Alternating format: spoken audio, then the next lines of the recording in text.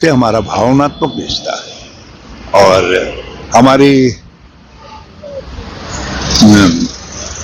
उत्तर पूर्व में जो शांति है आज, वो शांति लाने में अवामी लीग सरकार का, शेख हसीना सरकार का बहुत बड़ा योगदान था।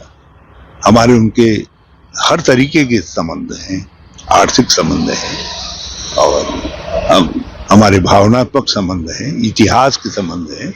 लेकिन जिस प्रकार से यूनिस सरकार ऐसा लगता है कि जमात इस्लामी की पपेट बन करके रह गई है, उग्रवादियों के हाथ में खेल रही है और हिंदुओं को टारगेट बना करके, अवामी लीग के लोगों को टारगेट बना करके आप लोकतंत्र को समाप्त करना चाहते हैं। और सबसे बड़ी बात यह है कि धर्मनिरपेक्षता का जो संविधान है बांग्लादेश का, आप उसको बदलना चाहते हैं, तो ये अमेरिका को तय करना है। America is the creator of जो आज की स्थिति पैदा हुई है। यूनिस सरकार का जन्मदाता अमेरिका बताया जा रहा है, तो ये अमेरिका बाइडेन प्रशासन को देखना है। बल्कि मैं भावनात्मक रूप से कमला हैरिस के साथ था, लेकिन जिस तरीके से बाइडेन गवर्नमेंट ने बांग्लादेश के अंदर विद्रोह करवाया और अब जो बाइडेन प्रशासन का हिस्सा है कमला हैरिस, हम उनसे भी कहना चाहते हैं कि ये उनका नैतिक दायित्व है कि बांग्लादेश के अंदर जो कुछ हो रहा है, हिंदुओं पर अत्याचार रुकें और अवामी लीग के कार्यकर्ताओं पर, राजनीतिक कार्यकर्ताओं पर अत्याचार रुकें और निष्पक्ष चुनाव हो। बांग्लादेश में घटना घटी जा रही है। हाँ, हमारी वैश्विक जो आज पोजीशन है, और भाजपा कहती है कि मोदी जी वैश्विक नेता हैं, तो वैश्विक नेता हैं तो अमेरिका से बात करें ना। और हमारे पड़ोस में जो है इतना बड़ा फोड़ा लोकतंत्र के शरीर पर पैदा हो गया है।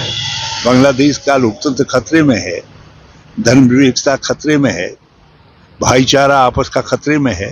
तो ये इस समय अपने प्रभाव का इस्तेमाल करना चाहिए। और मैं तो मांग कर रहा हूँ इस बात की कि भारत की संसद में इसमें बहस होना चाहिए और प्रधानमंत्री जी को प्रस्ताव लेकर के आना चाहिए भारत की संसद में, और पक्ष विपक्ष दोनों को एक साथ उठ करके बांग्लादेश की स्थिति पर चिंता प्रकट करनी चाहिए और यूएन से कहना चाहिए, आग्रह करना चाहिए कि यूएन हस्तक्षेप करे, अमेरिका हस्तक्षेप करे।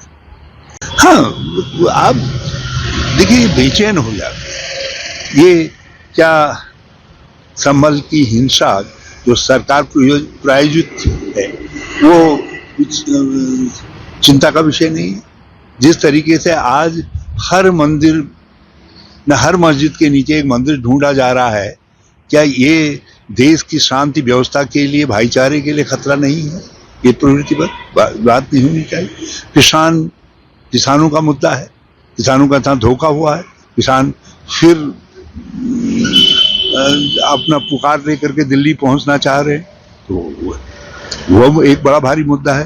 बेरोजगारी, महंगाई, ये सारे सवाल हैं। और जो गरीब अमीर की खाई बढ़ रही है, आप कुछ ही लोगों को सारी पूंजी बेच दे रहे हैं, जिसमें अडानी भी सम्मिलित है। और अब पता चल रहा है कि वो तो आर्थिक अपराध करके जो है धन कमा रहे हैं। तो इन विषयों पर चर्चा होनी चाहिए।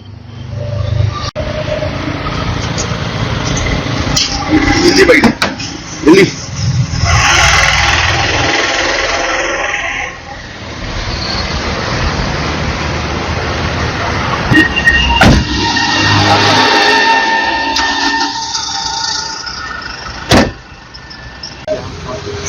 अच्छी बात है, वो विजेता हैं और संवैधानिक आवश्यकता है, मुख्यमंत्री बनेंगे।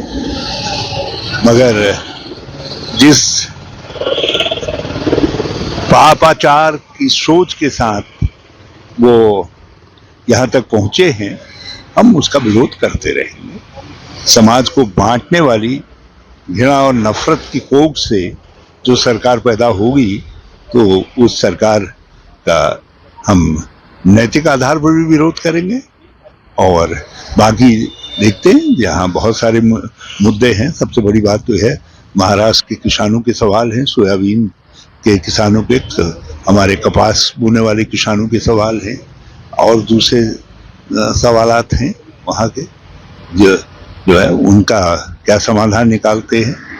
और कई वर्ग हैं जो वर्ग अपने लिए आरक्षण मांग रहे हैं, क्योंकि कांग्रेस यदि जाति आधार पर जनगणना की बात कर रही है तो साथ साथ ये भी कह रही है कि 50% की कैप को हटाया जाए। देखते हैं महाराष्ट्र में वो क्या सॉल्यूशन निकालते हैं इन बातों का।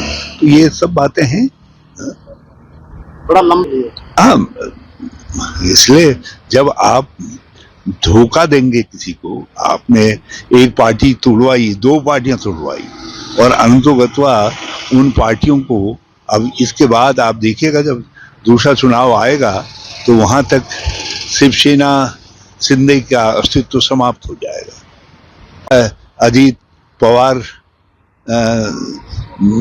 एनसी का भी अस्तित्व समाप्त हो जाए, कुछ भाजपा में चले जाएंगे और कुछ जो है जो वो लौट करके कांग्रेस में या शिवसेना में चले जाएंगे। जो असली जिसके साथ आध्यात्मिक तौर पर बाल ठाकरे जी का आशीर्वाद है, उस शिवसेना में चले जाएंगे। अगर आप ये वीडियो YouTube पर देख रहे हैं तो हमारे चैनल को सब्सक्राइब करें और बेल आइकन को दबाना ना भूलें। अगर आप Facebook पर ये वीडियो देख रहे हैं तो हमारे पेज को लाइक करें।